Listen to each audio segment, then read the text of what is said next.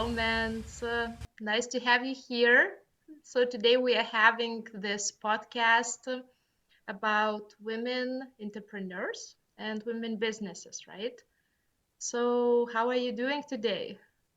I'm fine. Thank you for having me, Asta. Thank you for coming. I'm really glad to see you again, and thank you for having us as well. So, let's maybe start with the questions immediately and see how it goes. Okay. Okay, so I would like you, first of all, maybe to present your business.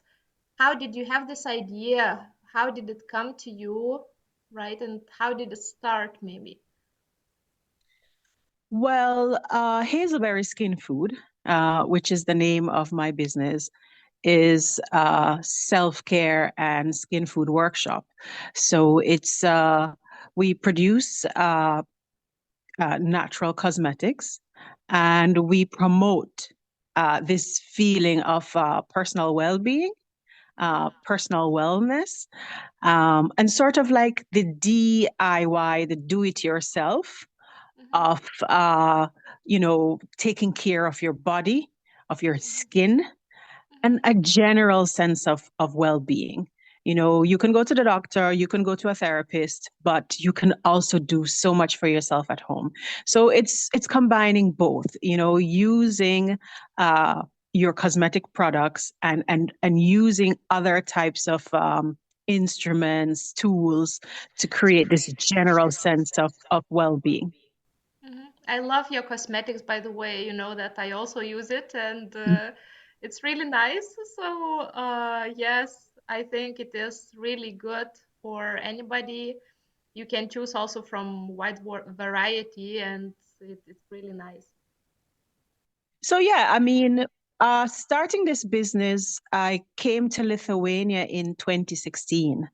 Yeah. And the business really was a way for me to find sort of some kind of niche, some kind of way of being integrated into the community, Mm-hmm. getting to know Lithuanians. And one of the ways I chose to do that was through starting this business. And we started as a retail shop, which was which had an element of an experience to it. So you just didn't come there to shop alone. There was a workshop there. You could also test out products there because we had the big tea shelf with the it looked like a bathroom with the water. You can come and test out everything from hand scrubs to soaps. Um, and you could come there for, perfume making workshops. So it was definitely a way to grab the eyes of many Lithuanian women, Yeah. many women from not just Lithuania, but Baltic countries, because we were right there on Pilimogatve across from the synagogue, one of the oldest Mm-hmm. synagogues in Vilnius. So you got a lot of Baltic tourists going there. So it was a way of meeting the community, and it certainly worked. We had a lot of people coming in and Mm-hmm. going out of the shop, and also doing workshops. So you could come there to learn perfume making. You could come there to learn how to make various cosmetics, and you could come there to use this tea shelf and try out our products and shop. So it was a great exchange between myself, I feel, and the community, and it helped me to meet a lot of people. That's really nice. I remember the first time I came to your shop also, I was really surprised and very nicely surprised that you had so many things and going on, like as you said, the workshops as well. And I think also maybe during COVID period, it was good for people to detach a little bit and just, buy something or do something different or Yes, also after COVID, right? yes, yes. I think very much the shop is sort of like a community experience, a bonding experience between myself and many different women. And I must say, the business started out, with the idea of integrating and bonding with the Lithuanian community, but it has certainly brought me closer to my community because Mm-hmm. during COVID, actually, a lot of Black women living in the diaspora, as I Yeah. call myself, so African and Caribbean women who live on the continent, in the UK and in the US, they found the shop, and it's since grown so much because of how much that community has embraced the concept of the shop. I really love COVID that. has actually, that downtime has brought more eyes to the shop. Yes. I remember first talking to you, and like when you said that you based your business around the community, I thought it was like kind of innovative, but also it's very like simple but innovative at the same time. And it was really nice because like it was first time I heard somebody talk about community and about the values and the value of the, like you were talking about the women value, right, in the businesses. Mhm. Can you talk also about this, like can you tell about this a little Sure, bit? sure, absolutely. In starting the business, people say you can look to your talent in terms of Yeah. discovering what it is you can do to start a business. Hmm. So for me, I can look to my talent. I can look to the things that I'm drawn to in terms of hobbies, Hmm. but I can look to other things that interest me. And what interests me very much would be one, Lithuanian oils and natural oils in general. Yeah. Two, uh, self care and the Hmm. diversity of community. Hmm. And three, a sustainable and ecological life. So those are the three things that interest me. Hmm. And I thought, what talents do I have that I can use to build a business around these interests? And so learning cosmetic making, organic skincare cosmetic making, you know, helped me to actually focus around all these things that matter so much to me. So moving to Lithuania, you see that Vilnius in particular is such a very family oriented green city where so much of the city is driven by women and their desires and what they want for their families. So ecological and Yeah. sustainable life, a natural life, a life where the Lithuanian women are so caught up in being, um, they're good growers. Such Hmm. so many green thumbs around, Lithuania. So and then there's the community aspect of it. So for me, I thought I'm going to focus, my business on trying to bond with the community around the use of Lithuanian oils as the basis for my cosmetics, but also making it cosmetics in a way that they can be sustainable and actually help to preserve the environment, and to use a lot of the natural fruits, vegetable, botanical extracts that are grown in Lithuania as part of the foundation ingredients of my cosmetics. And I think it came together well because we use Lithuanian hemp seed oil, which is grown and pressed right here in Vilnius. Yeah. Yeah. We make solid cosmetics Hmm. so that we can use far less plastics in Yeah. our packaging, and our Absolutely. packaging is produced right here around the corner in Vilnius, so we don't have to go all the way to China or to import and have big transport costs or a big carbon emission in securing Yes. packaging. And in terms of the ingredients we use, they're grown right here. As I said, Lithuanian hemp seed oil, wild flax seed oil, and our extracts, carrot extracts, fruit-based extracts that are in our tomato extracts that are in our shampoos and conditioners and moisturizers. They're all produced here Hmm. in Lithuania. And the focus of all of that we produce are women who are like me. And Uh-huh. when I say women who are like me, women who are professional, Hmm. women who are moms, Yeah. women who are interested in preserving the environment, Yeah.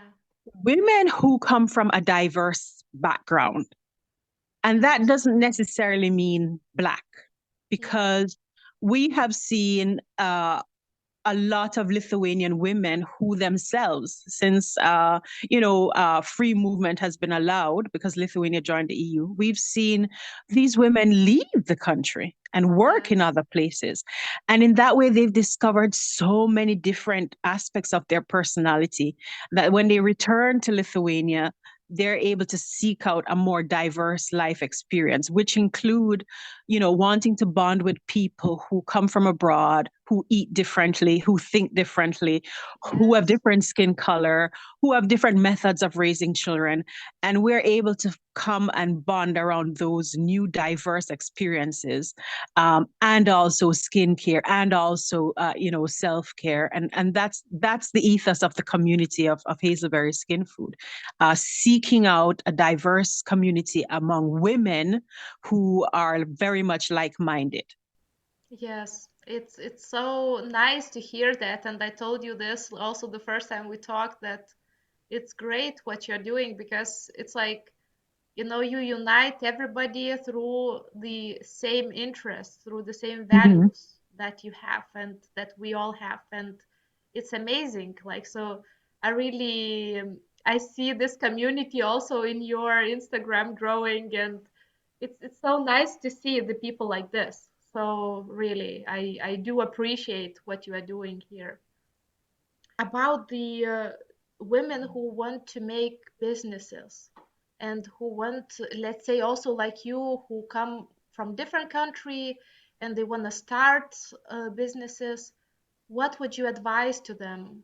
Okay, so the starting point is a business is for profit. Yes. Yes. That is the fundamental motive behind starting any business at all. Yeah. So that has to be the center, and the chief objective in starting a business. But having said that, in terms of coming from a different country, and a lot of us have to recalibrate and Yes. reevaluate what our talents are, what our educational background is, and we have Mhm. to evaluate what certifications we have and whether they carry over into our new home, into the new country that Yes. we've emigrated to. Um, you know, my my training is in law, and it Yes. did carry, moving first to Brussels, and working in law firms in Brussels, and retraining in law just so I can facilitate my work in Brussels. Mhm. It also opened up my mind to the way that immigrants are forced to adjust Yeah. when they go to a new country. Mhm. So having to retrain, you think, oh, it's like starting over again. Here it is. Yes. You went to high school, you went to university, but there's another way of looking at it. Mhm. And my other way of looking at it is life is not stagnant, Mhm. and you Absolutely. have to keep growing. And part of that growing and having new experiences can mean also acquiring new talents, learning them, acquiring new hobbies, but also acquiring new educational qualifications. Mhm. And one of the things I realized is you might train as a lawyer, you might train as an accountant, but you don't have to stick to those things. You Mhm. can actually acquire other vocational skill sets.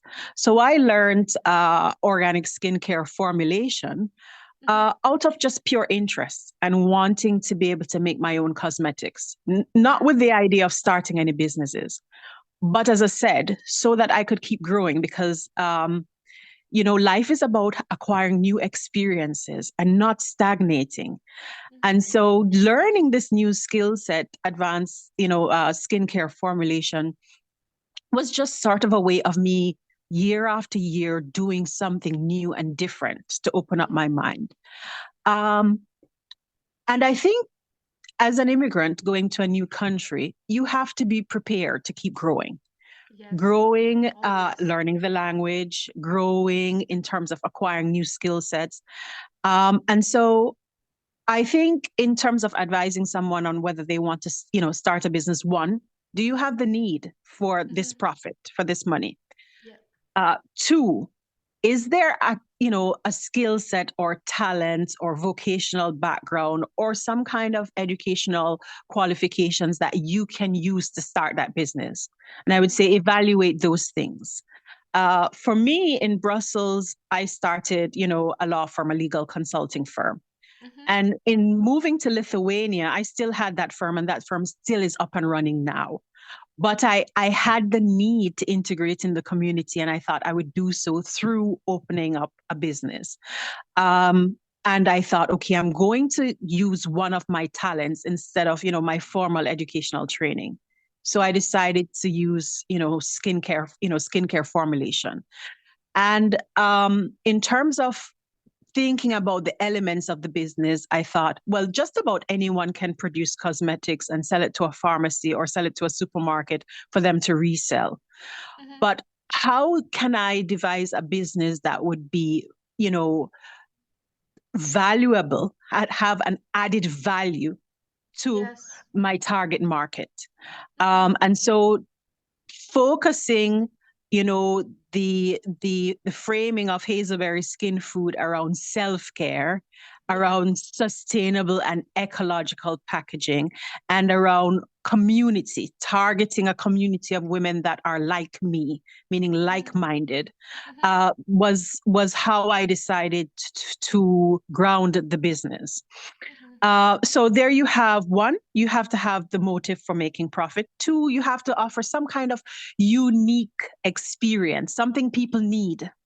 And Yes. people needed to bond. So Black women and African Caribbean women living in Europe, living on the continent, living in the UK, living in America, they want to bond, and Yes. not just among ourselves. We want to bring people into our folds. So Yeah, we of want to course. we want to be able to bond with the indigenous people who live in the countries that we've moved to. We want Yes. to be able to understand their experiences and for them to understand ours. So I decided, okay, that would be my target market. And that's how I defined who the people I would be targeting.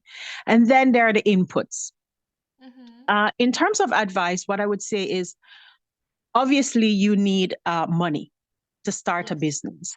That's one But of the questions we get asked most of the oh no, times. How you to get it, and how is it possible to start, right, with like lower amount also. I think you start a business using scale. Mm-hmm. So you start on a smaller scale, Mm-hmm. and you can choose to grow organically, or you can Yes. choose to grow with the help of creditors. I choose in over the last 5 years to grow organically. I've never used a creditor. But you can also choose organic growth, a creditor, or you can choose a grant system. And in Yes. terms of immigrants in the EU, there are various grants that you can apply for, especially at the EU level, to support your business. I've Mm-hmm. never applied for an EU grant. That's not to say I would rule that out. That's something very much I would think about in the next 2 to 3 years. Yes. But in the small or short term, my plan was to see if the business was viable, to see if the products actually found a Mm-hmm. market, if people returned to the products time and time again. Mm-hmm. And now that I've discovered for myself that yes, there is a need. People keep returning to the product. Mm-hmm. People identify with the brand. Now I can think about going outside and looking for, grants, for example. Yeah. But I would say if you are going to start a business, you're an Mm-hmm. immigrant, you don't have lots of money, then I would say start online, not a Yes. retail, not a Okay. physical Mm-hmm. business, because it's so much cheaper to maintain, like a Shopify website or Etsy website or Yes. Amazon website Mm-hmm. than it is to operate a retail space. And I would say if you have time on your hands, then the time will become a substitute for money. Meaning, Yes. in the business, you have to learn a lot of tax requirements, accounting requirements, sales and marketing, which is very, very key to the business. Um, or alternatively, you can pay to hire a tax Yes. accountant, a marketer, sales rep. Now, if you don't have the budget for that, then time. You have to have the time to quickly learn these things. And there's so many resources in terms of where you can learn. YouTube videos alone, you can learn so much about, marketing, accounting, etc. So Mm-hmm. either you have time on your hands and you dedicate a lot of the time to learning as much as possible about the compliance requirements in accounting, about the legal compliance requirements for your business, about Mm-hmm. marketing and sales and advertising, or you hire someone. So, Yeah. being an immigrant, if you have a small budget to start out with, but you have time, then spend the time to learn all these things on your own. So, that's what I would advise. That one, identify a talent, a Mm-hmm. vocational skill set, Mm-hmm. use it as the basis for your business. Two, identify a market, and that Yeah. market for me in my case was my community, like-minded women like me, Mm-hmm. women with my background, my experiences. So that just means moms Yes. in the age group of 35 to 75 years old. Mm-hmm. It means Black, African, and Caribbean women who live in the diaspora. It means professional women. It Mm-hmm. means women who are intrepid and well traveled and who Yes. like diverse experiences. And I target them. And in terms of how can I market, reach out to them, how can I design a sales plan, I decided to do that on my own by watching various YouTube videos, reading and learning on the internet. A lot of the compliance work for my business, the legal compliance work, because I have a legal background, I did it myself. So how do Yes. you comply with Yes. the EU cosmetic regulations? I did it myself. Mm-hmm. And starting out, a lot of my funding was just from my disposable income. But if Mm-hmm. I were to advise any other person, I would say my business required a retail setting because there was the experience part of the business where I had workshops.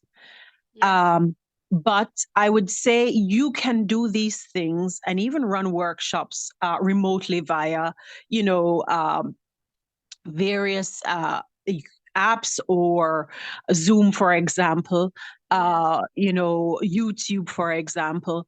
But you can do a lot of it via the internet and not open a physical shop where you have to pay rent, Mm-hmm. etc. And that's how I would say you would go about it. Substitute a lot of the money that you would have to invest using your own time. Yeah. Yeah, that's pretty much it, I think. Because it's like, as you said, I also was an immigrant, so I know what you mean when you say that you need to adapt and you need to rethink, right? Like how to integrate in the community. And it is these advice that you are giving, they are very valuable, I think, and it's very right to like a plan almost, what to do when you want to open your business. Yes. So I think next thing I would like to talk is about Christmas time. So we have Christmas time right now, and is it different for you the season of Christmas, or is it similar to other seasons? Oh no, it's massively different. Okay. I think just everyone in general loves the Christmas season. Yeah. Even if you're not, a Christian, Hmm. there's still this, this sense of community, this sense of joy coming around to the end Yeah. of the year, and everyone is in celebratory mode. Hmm. And everyone wants to be able to give gifts to their friends and family. So that leads definitely to an uptick in the business. Hmm. And it is the most profitable season Okay. for Hazelberry Skin Food, the Christmas period. Um, Do you usually, you produce more? Is it various? It's different from, like, for example, do you use different scents or different, um, I don't know, do you have so Christmas a lot line? of things change between, we start planning around August for the holiday season in Yeah, terms of yeah. product packaging. You have to start designing it, having it, manufactured, etc., the printers, and it's around August that you start thinking about, okay, what seasonal products am I going to make this year? Um, and actually, because 90% of our customers come from overseas. So, Yeah, Americans, for example, we usually have to be keen to follow the American holiday trends. And yeah, the Americans, they start celebrating from October when yeah. Actually, I heard that. it's Halloween season. So Yes, yes. even from August, we start planning these things, and we had a seasonal pumpkin spice latte moisture bar, and the moisture Amazing. bar is very decadent, skin softening solid lotion, Hmm. which it looks like a nice sizable cake that you can eat or dessert. Amazing. But it smells absolutely delicious because we have so many different scents. But in October, we produced the pumpkin spice latte moisture bar, which evokes a lot of you going to an American Starbucks cafe and having a pumpkin carrot or banana cake and a pumpkin spice latte. So it I has this. actually do have it too. So, I Yes. love the pumpkin spice latte. It's one of my favorites just because of the spices they put. Hmm. And it's really So yeah, nice. I didn't know you have it. it's a very decadent scent. It has the definitively the coffee, and it has this nice, wonderful, smoky tobacco starany cedarwood, ginger spice scent to it. So it's a unisex scent. It is very, very sexy, I think. It's very appealing. Amazing. Even better. So yes, we that from when it hits October, you have the pumpkin spice latte. But we also produce at Christmas time the Merry Moisture Bar, and the Merry Okay. Moisture Bar is in the shape of a snowflake. So Oh, it has this kind wow. of star Nice. snowflake shape, Hmm. and the packaging is very much Christmassy. It has a reindeer on the package, it's done in a very, very, I guess, abstract way. And the bar is called Mary Moisture, and that too is also a solid lotion bar, and it smells like clementines, Oh, wow. Oh, mandarins, wow. ginger, and star anise and cinnamon. So Oh, imagine going home for Christmas and opening the front door, and your mom is already cooking, and that's what the Mirror Moisture Bar smells like. And this Mirror Moisture Bar you can use on both your hair and your skin. And Black women and men especially love to use it in their hair. that's so nice. That's so nice. I should try it too, actually. Uh, maybe next one Mhm. will come this snowflake type. It's lotion, right? Like lotion Yes, it's a moisturizer for both the moisturizer. skin and the hair. Hmm. Yes, and it's made Nice. with some mango butter and a bit of cocoa butter, hemp seed oil. It's very natural, and it has vitamins in it also. So vitamin E, provitamin B5, and silk Amazing. protein. Amazing. I already want it. Like you sold it for me. Beautiful. So yes, so that sounds super nice. I already imagine, the Christmas and everything. We also try to decorate also here a little bit. And yeah, so I don't know if you have still physical shop or is it online now? Now the shop is online. Okay. The physical shop we close so that we can reopen, and which is why I said now we're moving into phase two of Hazelberry Skin Food, where obviously the shop is about self-care and skin food. So I bought a farm, Hmm. and on the farm we'll produce a lot of the vegetable and botanical extracts that we use in our formula. But on the Nice. farm we will have an indoor pool Wonderful. and sauna, and it's my home, and it's at the back of my home, I have my workshop and I have an indoor pool. And the indoor pool, Wonderful. which has a sauna and space for people to do whatever they want, whether it's yoga or Pilates, etc., people can come and rent the pool by the Wonderful. hour. And That's so so the nice. shop is connected next door to the indoor pool and sauna, which can be rented. And so Amazing. now that's being built, and so the shop will reopen in about a year and a half when the building is complete. Amazing. Um, and yes, so it's transitioning.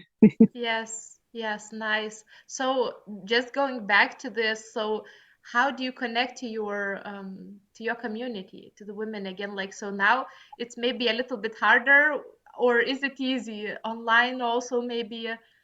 So, but yeah, obviously before, we connected when women came to the workshops. We were able Yes. to meet so Yeah, many yeah. women through the workshops. But those same women who came to the workshop, they now follow us online, and some of them subscribe to our email. Um, Yes. so Mm-hmm. principally now, how I connect to people is one, using my email network or Yes. via Instagram, Yes. especially through the Instagram stories. But on Twitter, I connect with, about 2,000 women through one thing which we have in common, which is this, this charity work we started Oh, around wow. Wonderful. uh, around someone else's charity work. So we found, Yay. African and Caribbean women online, Mm-hmm. um, in from the UK to Germany to Switzerland, uh, down to Nigeria, a whole Yeah. group of women. We congregate online, and there are things that we champion, whether it's politics or whether it's current events or whether it's people who are targeted unfairly by the media, or whether it's Black Lives Matter movement. Yes. And we coalesce around these things, especially if these issues have to do with women. So Yes. very much in defense of women, like the Vice President of the United States, Kamala Harris, very Yes. much in defense of women like Meghan Markle, who was given a hard time by the British media. And Yes. we coalesce around these issues, which, as we said, like-minded women, and we Mm-hmm. communicate this way. So in that group, we have a big following of Hazelberry skin food customers Amazing. and community. And so between Twitter, email, and Mm-hmm. Instagram, this is how I keep in contact with the community, and this is how the community also grows.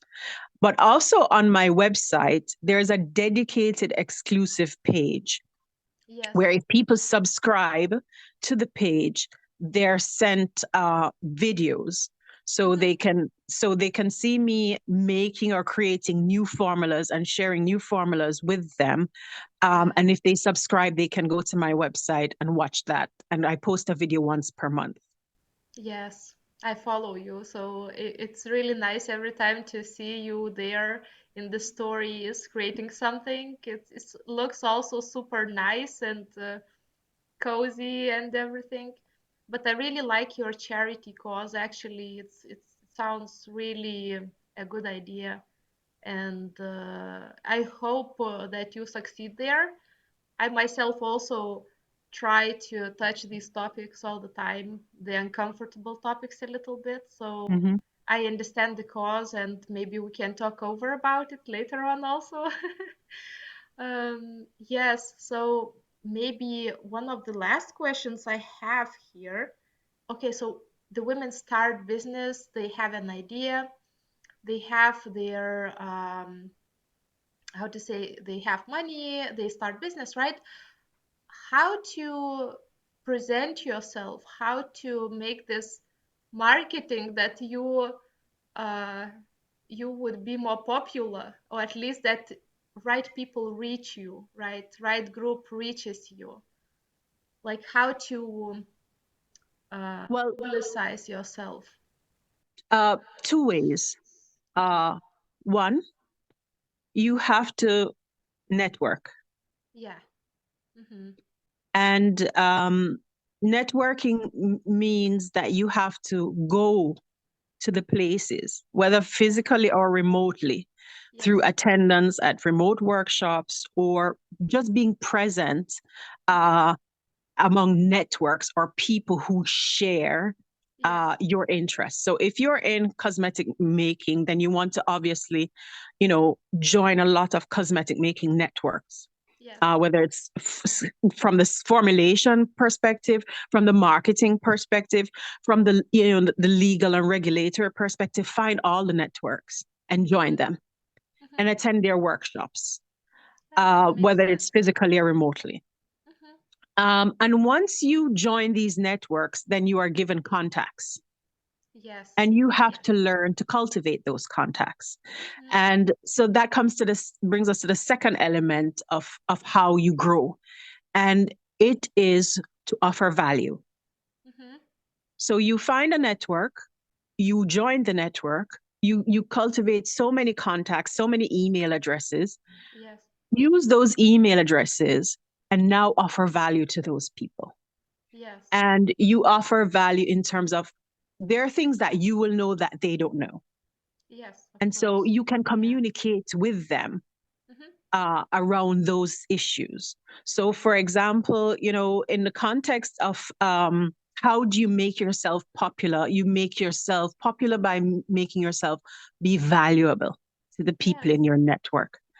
And so I think that's how you will see growth. So, for example, for me, on Instagram, when I post stories, I do post stories about how to take care of your skin, Yes. or I post stories about what ingredients work for what.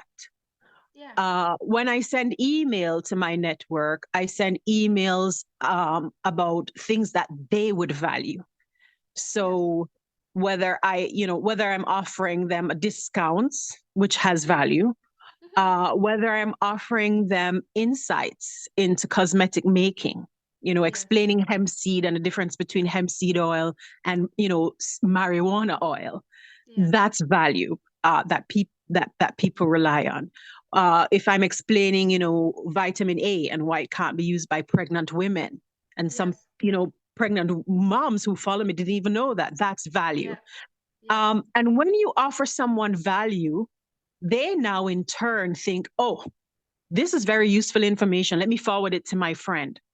And before you know Absolutely. it, that friend joins the network and her Mhm. friends join the network. Yes. So I think that the way that you grow in business is to continuously pursue networks, Mhm. as many as possible, and then become valuable to that network.